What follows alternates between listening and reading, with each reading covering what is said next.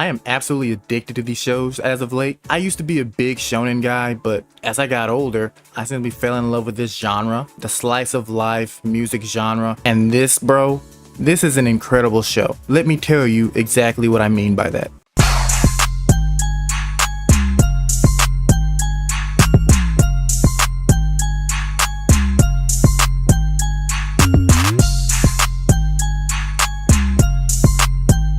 This show is too real and just so fucking good. This show makes you feel every emotion, whether it's anger, happiness, sadness, and it's through every character as well. Each of the characters go through their own arcs that eventually come full circle, and each character has very different problems, and I love how this show handles that. But before we get into all of that, let's read the synopsis. Sorry if it's a little longer, but I wanted to be extremely accurate.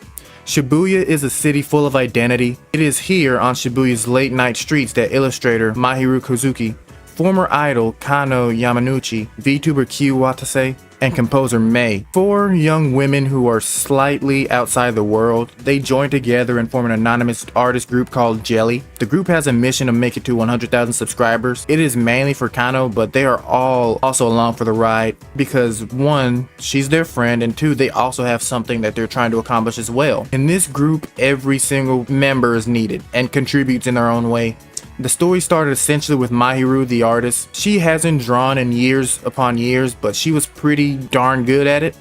But her confidence was shot because of her friends making fun of her mural that she drew. But one day, stumbling upon her mural again, she meets a girl who really enjoys her mural. This is where we get the real beginning of our story. Mahiru, the artist of the group, I would say she is definitely the most level-headed, and I definitely would say that she is the main character of the story. Don't get me wrong, it's about the four of them, but I really think it's mostly her. She is just so nice and great. Let me just say that by the end of the show, I am proud of every single character, but what I love most about Mahiru is that she starts the show not confident about her art at all.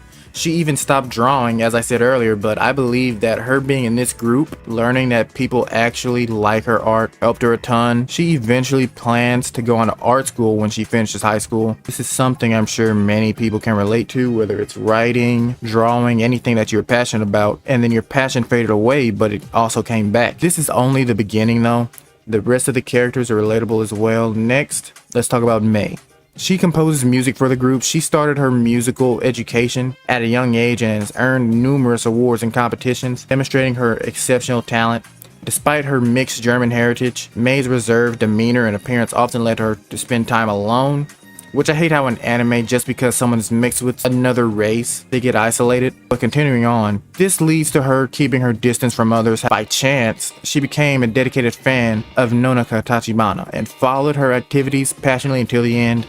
Feeling adrift after her favorite idol retired, she starts to feel a mix of emotions when she encounters Kano, that is Nanako Tachibana by the way. I know a lot of people can relate to Mei in the fact that she fell in love with an artist after going through a rough time in her life, being isolated, having no friends. That can definitely take a toll on your psyche, but music was her escape and Kano saved her. Also, she's just a sweetheart, man. I thought she was just going to be a boring character, but she is super nice. She has a big moment in episode 10 that was one of the best moments in the show easily, not just for her, for the entirety of the show.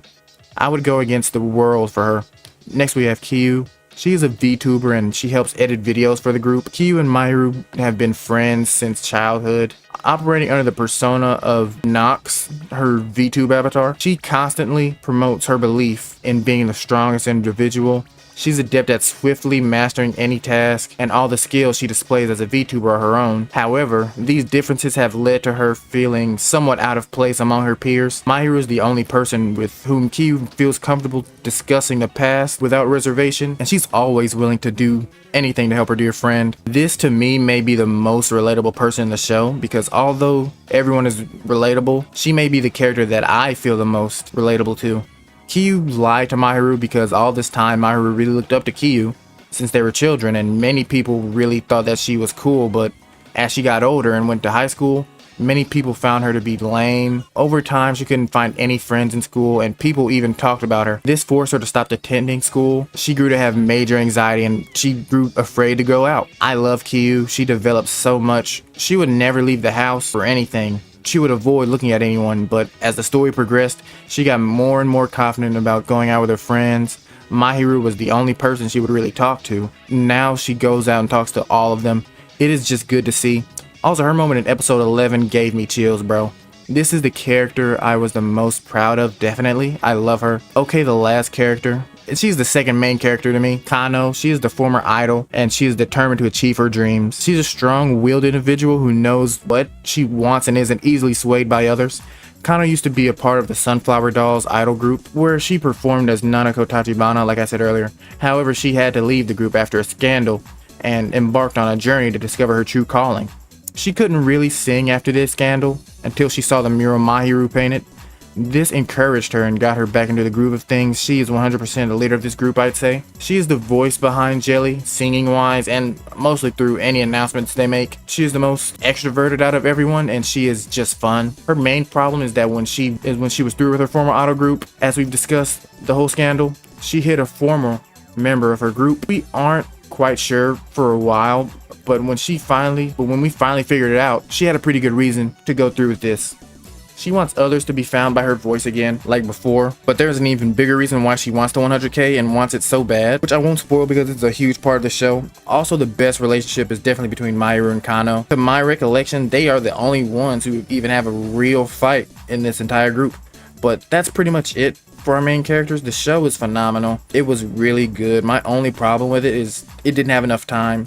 You could tell that some things were tied up a bit too quickly, and that problem with anime original shows. I don't know if it will get picked back up again because there's no manga. And really, bro, I'm mainly referring to the last episode of the series for sure, because you can tell that they had so much more to tell, and the way it ended, I can see it not having another season. This series tackled many issues, whether it be depression, bullying, isolation, anxiety, anything you can name it. This series was amazing, and I think everybody should just watch this show.